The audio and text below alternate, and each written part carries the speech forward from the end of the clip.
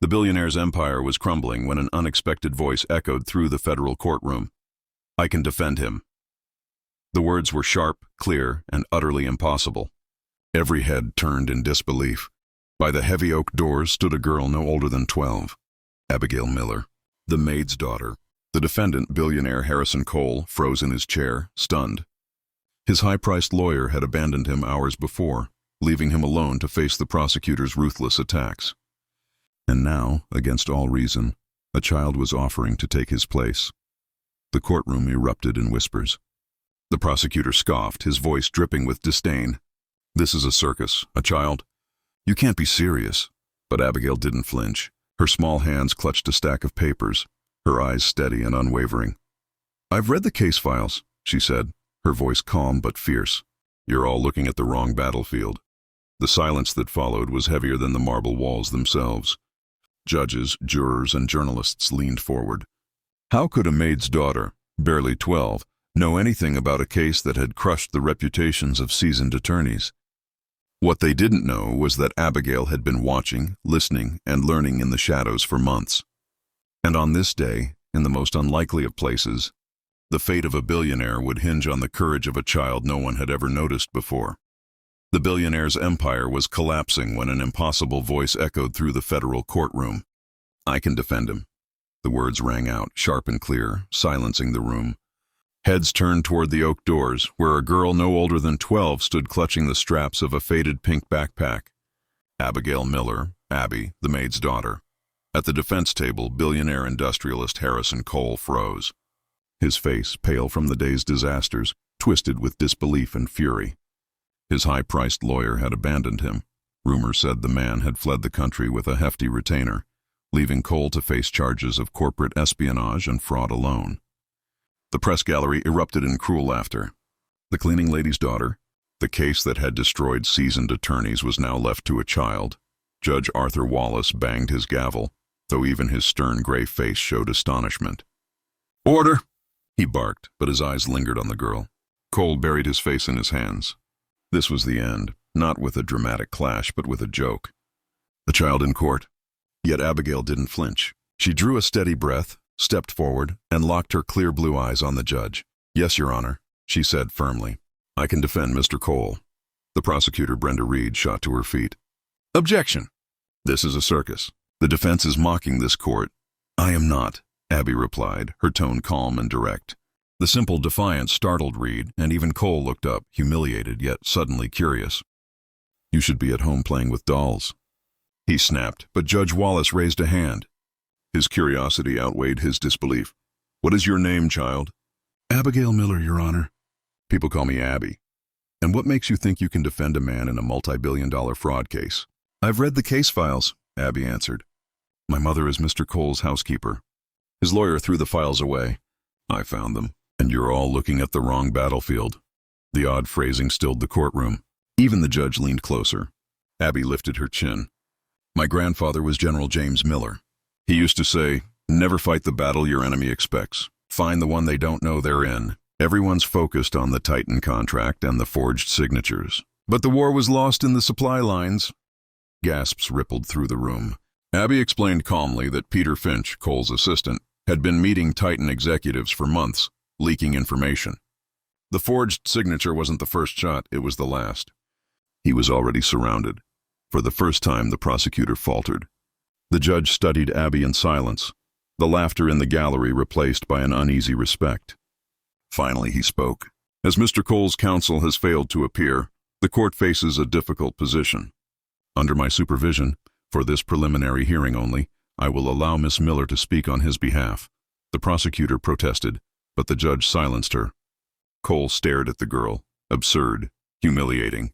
Yet in his drowning desperation, she was the only lifeline offered. Slowly, he nodded. "Fine," he croaked. "Let the girl talk."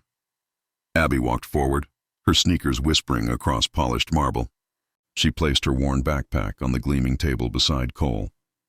For a fleeting moment, she looked as though she belonged. That night, in their cramped apartment, Susan Miller paced in shock. "Abby, I don't understand. Talking about battlefields, supply lines, that's just your grandpa's stories." "They're not just stories," Abby replied, sketching patterns on scrap paper. Strategy is seeing what others miss. Everyone looks at the middle of the case. I look at the edges. Her paper wasn't a doodle. Circles marked Cole, Titan CEO Marcus Thorne, and witnesses. A dotted line connected Finch, the assistant, directly to Titan. Abby tapped the gray circle. This is where we need to look. People like him don't disappear. They go somewhere. The next morning, she convinced Cole to let her search Finch's office. It was stripped bare, just as he had said, but Abby methodically examined every corner. In a forgotten trash can, she found a crumpled page with a crude bridge drawing and the numbers 4815. He drew this for a reason, she whispered. Grandpa said the truth hides in what people throw away. That night, the phone rang. Susan answered, trembling as Abby insisted on speaker. A distorted voice rasped through the line. Your daughter was loud in court. Some people don't like loud children. Tell her to stop playing in a grown-up's game or she'll get hurt. The line went dead. Susan's hand flew to her mouth. Abby sat still, her eyes sharp and calm. She knew then this was no game. The battle had only just begun. The medical bills on the counter suddenly seemed insignificant compared to this new danger. Susan trembled after the threatening phone call, but Abby calmly pinned the crumpled drawing of the bridge to the corkboard. At just 12 years old, her face held a determination far beyond her years. They're scared, she whispered, as though the threat confirmed she was on the right path. She recognized the bridge from memory and connected the strange numbers to a landmark she had once seen. The Westchester Arch Bridge, an old stone structure 30 miles north. Near it stood Archway Private Storage. Abby was certain Peter Finch had hidden his ammunition there. The next morning in court, Prosecutor Brenda Reed delivered a crushing presentation of emails, phone records, and expert testimony, painting Harrison Cole as a desperate fraudster who had forged a billion-dollar contract to save his collapsing empire. The room was grim, reporters scribbling as Cole sat motionless, his empire seemingly lost. When it was Abby's turn, she didn't deny the evidence outright. Instead, she explained calmly that every fortress had a secret door, something overlooked. She asked the handwriting expert peculiar questions, not about the signature itself, but about the ink, digital replication, and timestamps. Her words were not strong enough to dismantle Reed's fortress, but they created cracks. Then she made her boldest claim. The real evidence lay hidden in Storage Unit 4815 at Archway Private Storage, 30 miles away. Reed scoffed, laughing at the idea of a child basing a defense on a storage locker. But Judge Wallace, intrigued by her logic, ordered the unit to be unsealed and adjourned court for 24 hours. That afternoon, Abby rode silently beside Cole in a court-assigned car. He said nothing, staring out the window, while Abby studied Finch's crude sketch as if it were a treasure map.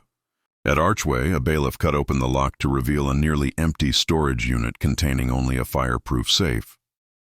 Abby quickly dismissed the obvious number 4815 as too simple a code. Instead, she thought like Finch, recalling her grandfather's lesson that codes weren't about complexity, but memory. Searching her mind, she remembered the Westchester Arch Bridge plaque from her school trip. The year it was built, 1927. Slowly, she turned the safe's dial, 1927. With a heavy click, it opened. Inside lay a laptop and a thick manila envelope, immediately taken into evidence. Back in court the next day, the atmosphere was electric. The forensic team revealed that the laptop contained encrypted files documenting Peter Finch's betrayal. For over a year, he had sold Cole's trade secrets to Titan Corporation, keeping detailed ledgers, emails, recordings, and offshore banking records. The manila envelope contained the real contract along with digital scans of Marcus Thorne's signature, which Finch had used to create the forged one.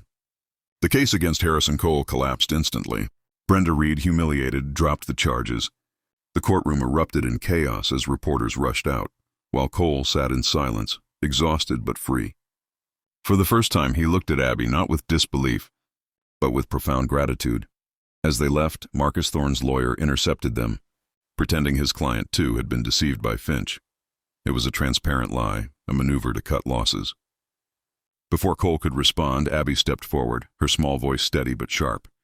"Tell Mr. Thorne," she said, "that my grandfather always said when you find one rat in the barn, you don't stop looking until you've found the nest." The lawyer's smirk faltered, genuine alarm flickering across his face. Without another word, he turned and walked away, leaving Harrison Cole staring at the young girl who had not only saved his empire, but exposed a war no one else had dared to fight. Harrison Cole looked at Abby with a slow, genuine smile, the first she had ever seen from him. "Your grandfather and I would have gotten along well," he said quietly. That evening, Cole personally drove Abby and her mother home in his black Bentley, the car looking almost alien against their modest apartment building. Turning to Susan, he told her he knew about the crushing medical debts and that they were now paid in full. Susan broke down in tears of relief while Cole shifted his gaze to Abby. He offered her something extraordinary: leadership of his neglected foundation, a charitable trust meant to fund education and scholarships. Though only 12, Abby's mind, he said, was sharper than a room full of Ivy League degrees. She would decide where the money went, identifying children like her who saw the world differently and giving them a chance. Abby thought of her grandfather's lessons on strategy and truth. This was a new kind of war, one fought with opportunity, not weapons. With a small smile, she agreed. A month later, Abby stood in a corner office atop the Cole Industries Tower, her new nameplate reading Executive Director, the Cole Foundation. Her mother now worked there as well, leading community outreach, leaving behind her days of scrubbing floors. The foundation's first project was a sweeping investment in public school libraries, equipping them with cutting-edge technology. Abby personally vetted proposals, finding patterns and leverage points where money could make the greatest impact. One afternoon, Cole walked in with a newspaper reporting Titan Corporation's stock collapse amidst internal investigations. Marcus Thorne's empire was crumbling, just as Cole's once had. "Good," Abby murmured, eyes still fixed on the funding proposal in her hands. "A structure built on lies will always collapse." Cole watched her with a mix of awe and gratitude. Over the following months, the Cole Foundation, under Abby's leadership, grew into a quiet but formidable force. Abby treated every grant like a battle plan. Her office became a war room, one wall covered with maps dotted by pins: red for underfunded schools, blue for community centers, yellow for families buried in medical debt. To Abby, these weren't statistics. They were territories to reclaim. Cole, once weary from corporate wars, now felt renewed, serving as her quartermaster and shielding her from skeptical board members wary of a 12-year-old calling the shots. When they criticized Abby's boldest initiative, the First Principles grant, direct aid to families on the brink, she dismissed their concerns. "People aren't liabilities," she told Cole. "They're frontline troops. If you don't give them supplies, the army collapses." The results proved her right. Families rescued from eviction and medical debt began to rebuild. Children returned to school, and lives stabilized. When the board demanded data, Abby pointed to letters of gratitude. Proof, she said, of missions successfully completed.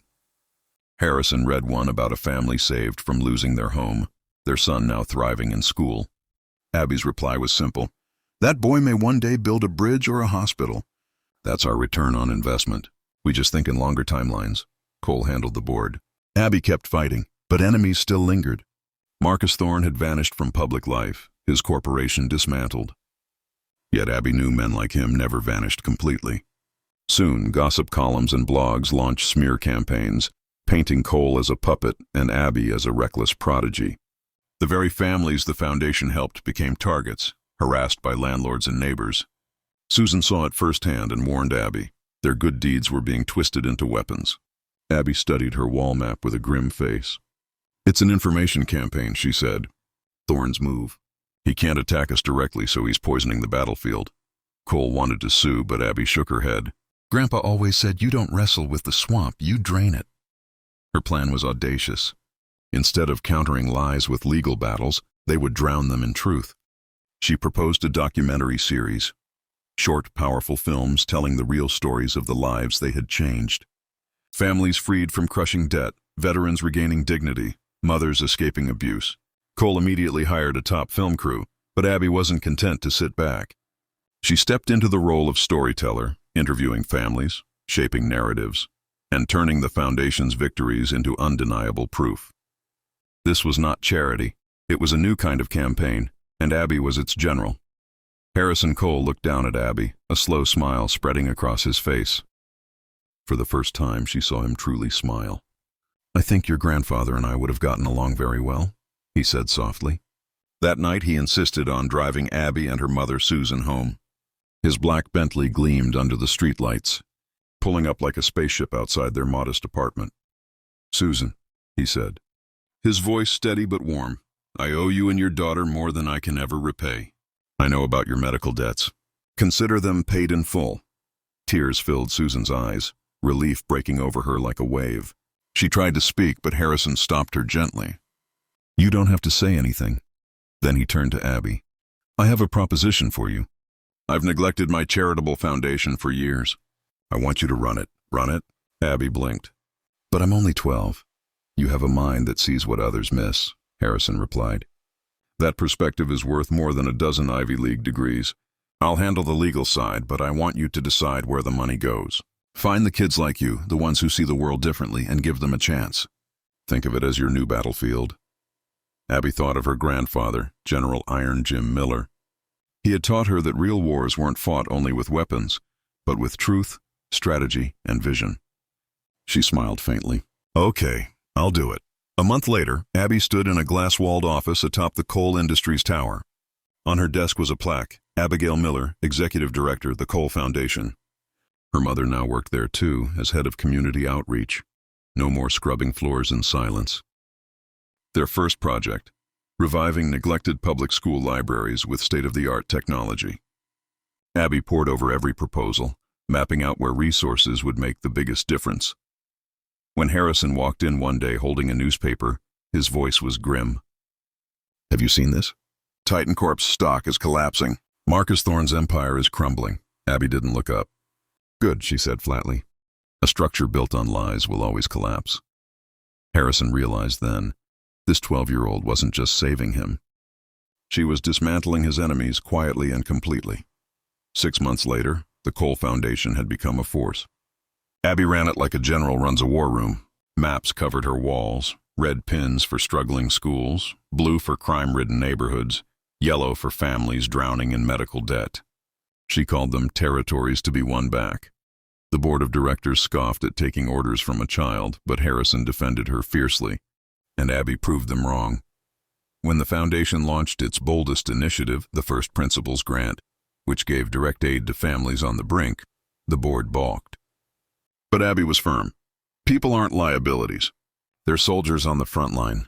If you don't supply your troops, the whole army collapses. She backed it up with proof. A boy whose family they'd saved was now thriving in school, dreaming of building bridges one day. But not everyone celebrated their victories. Councilman Robert Morrison, a rising political star, stepped into the spotlight. At a press conference, he declared, "The Coal Foundation acts like a rogue state. Millions poured into communities without oversight. It's dangerous, unaccountable, and reckless." Harrison scowled at the screen. "He's twisting our greatest strength into a weakness." Abby studied Morrison closely. His tone, his smile, it was too perfect. "Grandpa said always know your enemy's supply lines," she whispered. "Morrison needs votes and donors. Let's follow the money." For days she worked in silence, mapping connections between his speeches and real estate deals. Finally, she showed Harrison her board. Morrison was tied to Argent Properties, a shell company quietly buying land in the very neighborhoods the foundation was saving. Their plan was simple: discredit the foundation, destabilize families, then gentrify the land for luxury condos. Harrison's face darkened.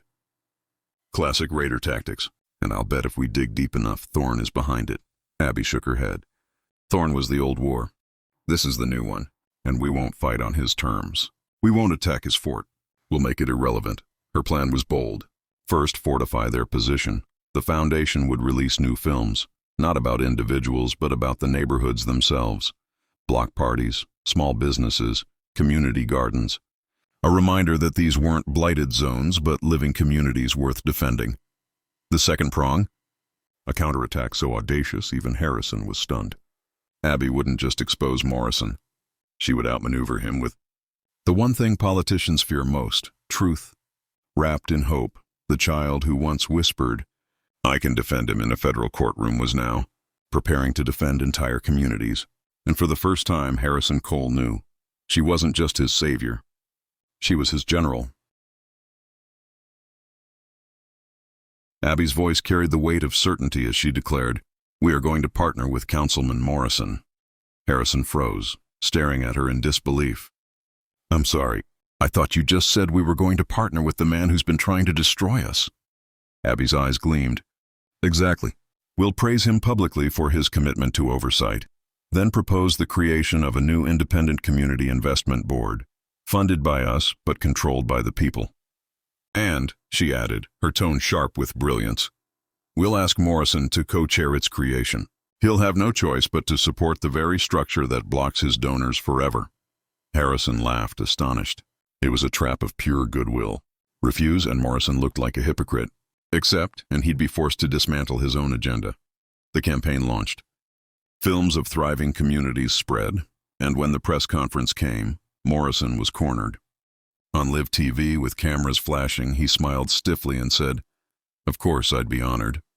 The battle was over before it began. Morrison's influence collapsed, Argent properties retreated, and the neighborhoods were fortified. Later, Harrison sat in Abby's office as she replaced red pins with green on the city map. "I'd have gone for revenge," he admitted. Abby shook her head. "Grandpa taught me victory isn't destroying your enemy. It's convincing your enemy to help you build your world. We can't just win. We have to be worthy of the victory." Years passed. Guided by Abby's vision and Harrison's resources, the Cole Foundation became the city's pillar. Community boards flourished, building resilience against exploitation. Abby balanced high school with strategy sessions, her mind already shaping a future beyond her years. Harrison, once a ruthless raider, found peace in creation, approving grants for libraries, clinics, and gardens that touched real lives. Together, they were no longer destroyers, but builders. Then came their greatest trial, an IRS audit. Agents pored over every record, led by the relentless Evelyn Reed. Harrison raged, ready for war. But Abby was calm. Fighting is what they expect. Instead, we'll give them everything. Radical transparency. Reluctantly, Harrison agreed. And so, instead of lawyers, they gave Ms. Reed a tour. Gardens, clinics, schools. At every stop, children, families, and doctors told their stories backed by receipts and ledgers. They weren't just showing numbers. They were showing lives transformed. On the third day, a girl named Sophia, building a robot with her after-school program, looked up at Reed and said, "Before, I didn't even have textbooks. Now I'm going to be an engineer." Reed's steely mask softened. For the first time, she saw not loopholes but impact. Weeks later, her report cleared the foundation of wrongdoing, praising its unprecedented transparency. Harrison and Abby had won again, not with destruction, but with truth. One spring evening, they stood on the rooftop, gazing at the city lights. Harrison handed Abby her grandfather's worn journal. "He would have been so proud of you." Abby smiled. "He'd be proud of you, too. You finally learned how to build alliances." Looking at her, now a young woman, ready for college yet still leading the foundation, Harrison knew this was only the beginning. She had once declared, "I can defend him," a child's voice ringing in a courtroom. She had defended far more than him. She had defended families, neighborhoods, and hope itself. The legacy of Iron Jim Miller lived on, carried not through battles or empires, but through Abby, a new kind of general for a new kind of war. And her campaign to build a just world had only just begun.